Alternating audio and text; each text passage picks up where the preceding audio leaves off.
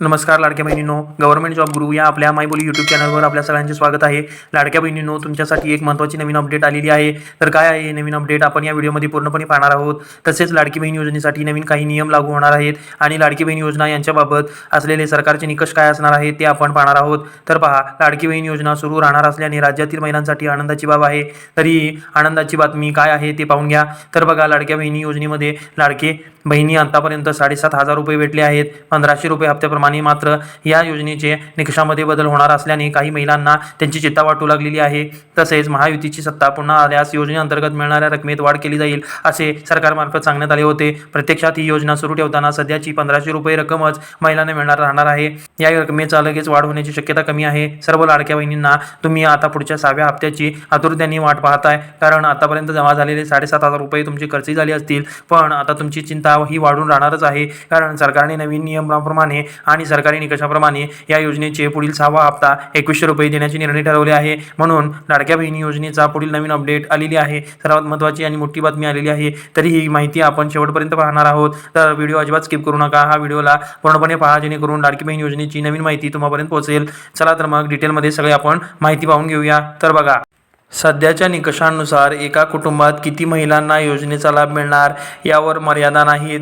तर बघा लाडक्या बहिणींनो, जो सध्याचा आता निकष सरकारकडून जमा झालेला आहे किंवा आलेला आहे, ते एका कुटुंबात किती महिलांना योजनेचा लाभ मिळणार यावर आता सध्या मर्यादा नाहीत। मग आगामी काळात एका कुटुंबातील केवळ 2 महिलांनाच या योजनेचा लाभ घेता येईल। आतापर्यंत तुम्ही कुटुंबात किती महिला आहेत हे सरकार बघत नव्हतं, पण आता इथून पुढं काय होणार आहे, कुटुंबातील केवळ 2च महिलांना या योजनेचा लाभ मिळणार आहे। असा बदल ही योजनेत केला जाणार आहे अशी माहिती आमच्या विश्वसनीय नेत्यांकडून मिळालेला आहे। आणि राज्याची जी आर्थिक परिस्थिती ही सुधारण्यासाठी आणि शिस्त लावण्याच्या धोरणाअंतर्गत या योजनेत बदल केले जाणार आहेत।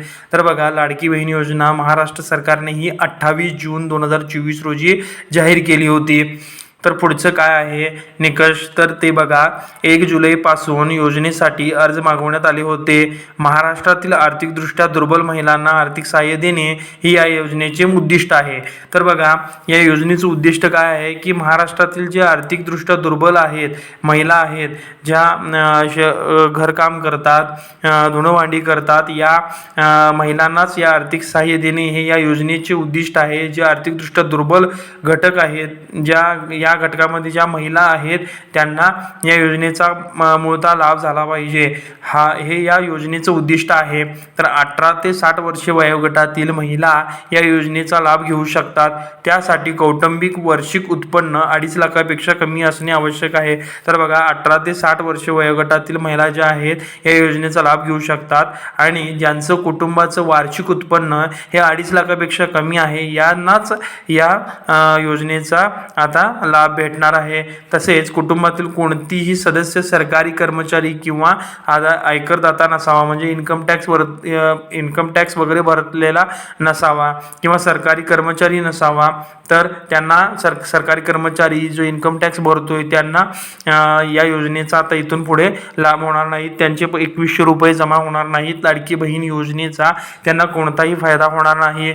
तर असे हे सगळे सरकारचे नवीन नियम आणि निकष आता लागू होणार आहेत। तर लाडक्या बहिणींनो, याच्याबद्दल तुम्हाला काय वाटतं हे कमेंट बॉक्समध्ये नक्की सांगा। आणि व्हिडिओ जर आवडला असेल तर व्हिडिओला लाईक शेअर करायला विसरू नका, आणि चॅनलवर जर नवीन असाल तर चॅनलला सबस्क्राईब करायला विसरू नका।